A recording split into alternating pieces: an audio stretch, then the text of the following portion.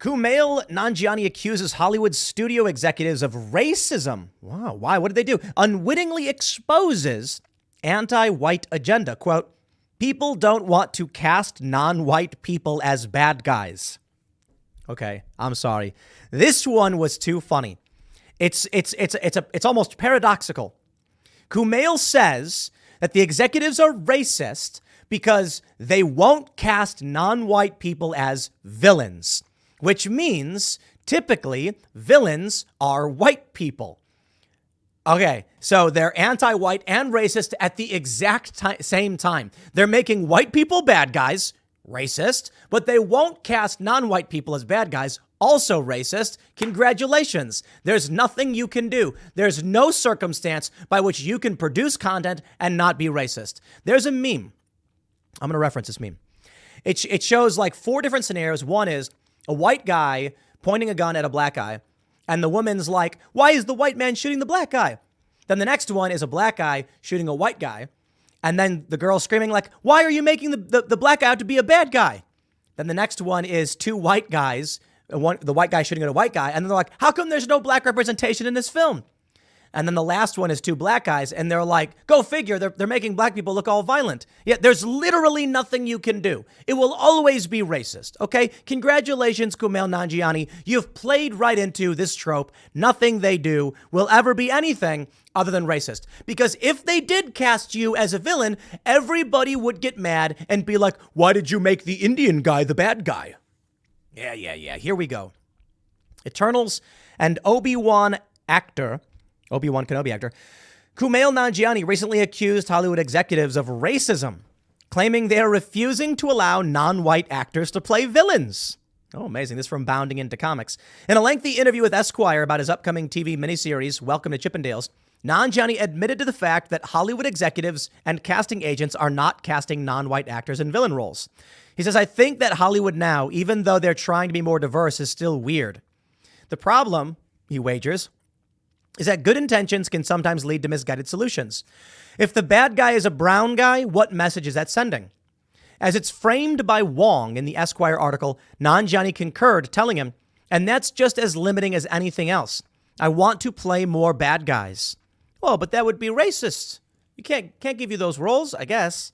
Nanjiani then compared himself to fellow Marvel Studios actor Sebastian Stan, who not only plays Winter Soldier in the Marvel Cinematic Universe, but is also able to jump out of the role and become a character named Steve, who is an organ-harvesting cannibal serial killer in the Hulu original film Fresh. After briefly comparing himself to Stan, Nanjiani unwittingly revealed the anti-white agenda throughout Hollywood. He said, Sebastian Stan does these big Marvel... Sebastian Stan does these big Marvel movies, and then he'll play a psychopath. I was told that's going to be hard because people don't want to cast non-white people as bad guys. Come on. I'm going to say this.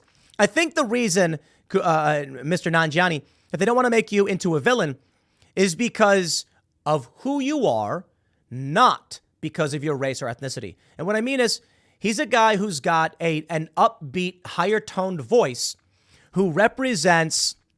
And I'm going to say this with all due respect. He represents something more virtuous than a villain. Sebastian Stan, I can clearly see as someone who can either be this like anti-hero, or he could, like with Winter Soldier, he's like the soldier guy who becomes a villain brainwash. I think it fits for him. But I can also see him being like, psychopath. For Kumail Nanjiani, look, man, I hate to break it to you. For me, it's not about your race. It's that your persona, the way you talk and the way you carry yourself, is that of more heroic and family-friendly and fun than villainous. That's the real... You know, it's funny because it's always got to be racism. It's like, maybe it's because of your personality, all right? He said that he can, they want to cast non-white people as bad guys. In fact, Wong claims, if Welcome to Chippendales were not based on a true story, Nanjiani believes the central role would have gone to a white actor. As Nanjiani notes, this anti-white agenda is an open secret in Hollywood. It's part of the whole representation agenda that these massive companies have adopted and began propagandizing onto audiences.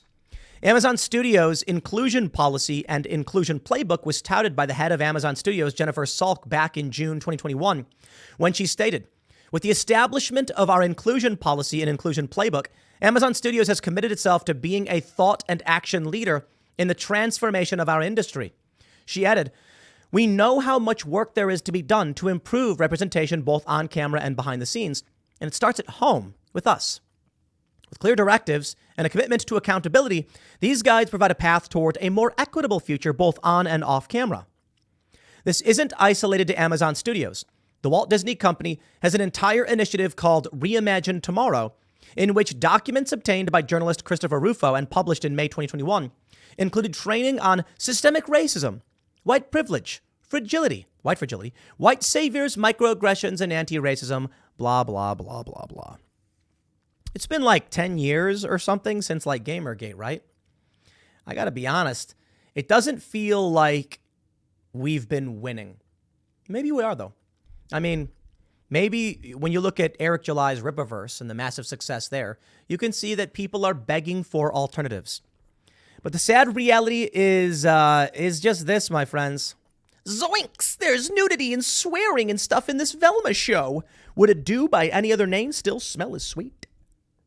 Wokeness is percolating, is permeating, and it's expanding. Because people sign up for HBO. Because even though we can complain about this stuff, we still use these services. Granted, I know I don't have Disney. I said this last year. I signed up for a year. And then they did that whole thing with the Uyghur camp, thanking the security service that's got people in concentration camps. And I was like, I am done. No more Disney. That expired a few months ago. And so I don't watch Disney anymore. That's it. I'm out. Granted, there's still Marvel movies. And so this is the challenge. I don't expect everyone to up and stop. But yo, we have to make stuff. The Daily Wire. Come on, guys. Make more. You have to do it. It's not going to be easy rebuilding Hollywood, but you have to. We're working on a video game. We're working on physical spaces. And this Saturday, I'll be in D.C. at Freedom Plaza, skating around. I'll throw down some switch hard flips, some nollie hard flip, late flips, all that good stuff. You know it. You'll love it. Because we have to assert ourselves in cultural spaces or forever hold our peace. So, you know, I bring up the Zoinks article here with Velma because they made Velma, I guess she's Indian. They made Shaggy, whose name is not Shaggy anymore. They made him a black guy. Daphne is Asian. I'm not even kidding. I guess, like, do I have, like, any pictures? I think Daphne is Asian. They made Fred a douchebag. Like, he was always just kind of like a stand-up guy. They made him trash. And I don't think they have any pictures of Daphne. But she's got red hair, but she also kind of looks Asian. So they're doing this thing where it's, what do they say? It's gay and raunchy. Reinvents Scooby-Doo for adults. But there's literally no Scooby-Doo in it. And it's super cringe. Sorry, I haven't watched the show, but I watched part of it, and it felt very, very cringy. Let me tell you what's up. Supporting these things, I understand why people buy HBO. There's good non-woke content that exists on HBO, but they use it to fund this stuff, and they're going to try and inject that into people's minds and spread the woke cult.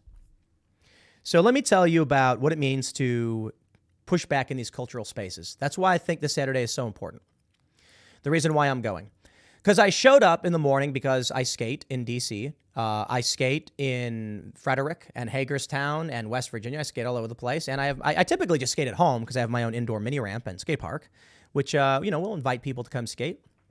And so I go to D.C., and apparently now some rumors start flying around about someone brought me there, and I'm like, bro, I showed up with my girlfriend early in the morning, and that was it. But, apparently they lost their minds.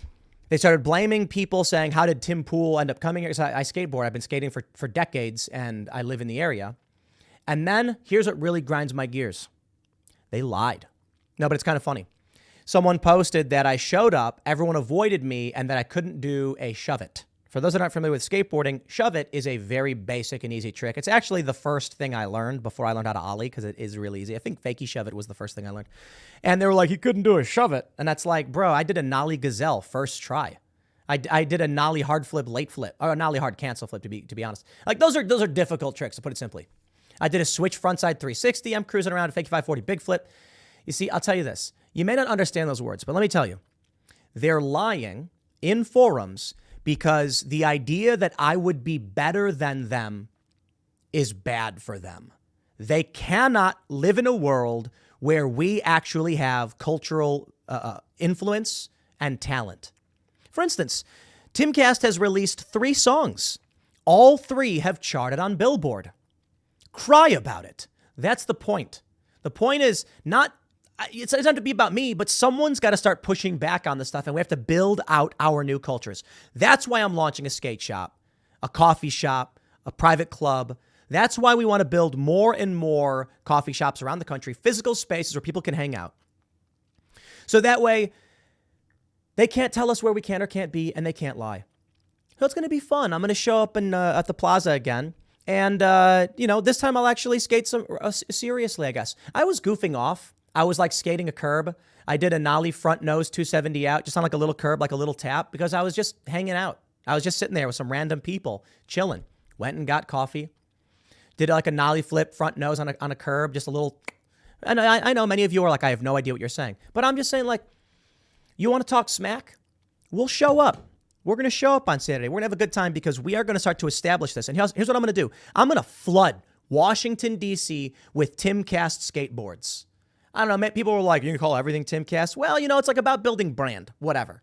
But I'm going to get 1,000 boards and I'm going to give them out for free. And you know what I can do?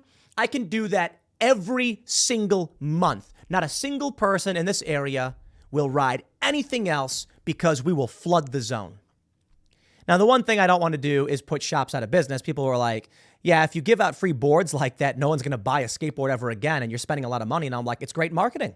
I can get to billboards in Times Square, or I can go to local parks and I can just keep giving out boards for free. Here's what we'll do. We'll sponsor a team of skaters. We'll get some good skaters, and I'll give them 5 skateboards every time they go to a skate park to give out for free.